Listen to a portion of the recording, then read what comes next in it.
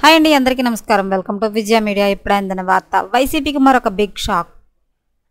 బొత్స తీవ్ర టెన్షన్లో Jagan latest update రావడం జరిగింది. సో దానికి సంబంధించిన పూర్తి వివరం చెప్పడం కోసం నేను ఈ వీడియో చేస్తున్నాను.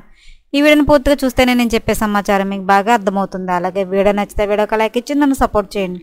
చాలామంది సబ్స్క్రైబ్ చేసుకోకుండా చూస్తారండి. తప్పకుండా సబ్స్క్రైబ్ చేసుకోండి. అప్పుడే నేను పెట్టే మరిన్ని వీడియో చూడడానికి అవకాశం ఉంటుంది. అలాగే వీడియోని లైక్ చేయడం వల్ల వీడియో కొంతమందికి రీచ్ అయ్యి ఇన్ఫర్మేషన్ మరి కొంతమందికి రీచ్ అవుతుంది. సో లేట్ చేయకుండా మన వివరాల్లోకి వెళ్ళిపోదాం. స్థానిక సంస్థల ఎమ్మెల్సీ ఎన్నికల్లో ఎలాగైనా గెలవాలని కూటమి భావిస్తోంది. ఇందుకోసం క్యాంప్ కార్యాలయాలకు కూడా కూటమి నేతలు సిద్ధమయ్యారు. ఎలాగైనా శాసనమండలిలో బొత్స అడుగు పెట్టకూడదని పట్టుదలగా వ్యవహరిస్తున్నారు కూటమి నేతలు.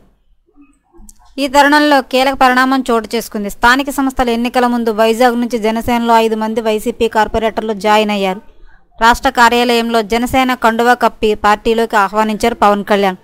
ఈ సందర్భంగా పవన్ కళ్యాణ్ మాట్లాడుతూ కీలక వ్యాఖ్యలు చేశారు. డిప్యూటీ సీఎం బాధ్యతలు స్వీకరించాక ఇదే మొదటి పొలిటికల్ జాయినింగ్స్ అన్నారు.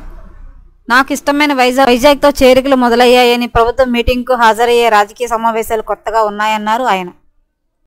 వైసీపీ వ్యక్తిగతంగా శత్రువు కాదని, నాయకులు మాట్లాడే విధానం నమ్ముకునేవారు నష్టపోతారని పవన్ హితవు పలికారు. అందరం కలిసికట్టుగా పనిచేయాలన్నారు. పవన్ రాబోయే రోజుల్లో వైజాగ్ కార్పొరేషన్ ఎన్నికల్లో కూటమి విజయం సాధించాలని పవన్ ఆశాభావం వ్యక్తం చేశారు. వైజాగ్ కాలుష్య నియంత్రణకు అందరిపై బాధ్యత ఉందన్నారు. త్వరలో వైజాగ్లో ఎన్విరాన్మెంటల్ ఆడిట్ జరుగుతుందని, వైజాగ్ రియల్ ఎస్టేట్ ఇష్యూస్ను పై కలిసికట్టుగా పోరాటం చేసి ప్రజల సమస్యలు పరిష్కరిద్దామన్నారు. ఎమ్మెల్సీ ఎన్నికకు ముందు ఇలా కార్పొరేటర్లు చేరడం హాట్ టాపిక్గా మారింది.